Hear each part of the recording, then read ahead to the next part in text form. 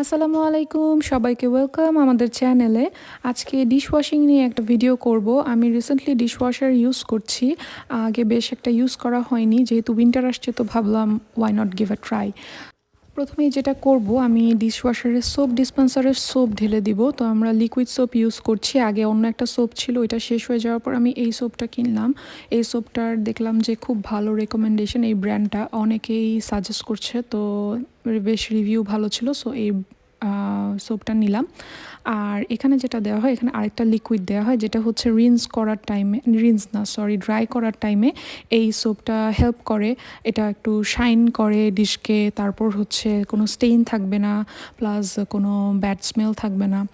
So এটা আমি দিয়ে দিচ্ছি। এটা দেওয়ার সময় আমি খুব অবাক হচ্ছিলাম, কারণ অনেক বেশি দেওয়া লাগছিল। ওই পাশে দেখা যাচ্ছিল যে কতটুকু হলে ফুল হয়। তো আমি অবাক হলাম যে প্রথম একটা ওয়াশেই যদি এতগুলো লিকুইড লাগে, তাহলে তো আসলে ডিফিকাল্ট। তো পরে দেখলাম যে না, আসলে ওয়াশ করার পরে যেটা দেখলাম যে তখন ওইটা ফুল ছিল, মানে হচ্ছে এটা ফুল করে দিতে হয়। এটা প্রত্যেকবার এটা অল্প অল্প করে ইউজ করে, সো একবার ফুল করলে বেশ কয়েকবার ইউজ করা যায়। তো এই তো এটা ফুল করে দিলাম আমি।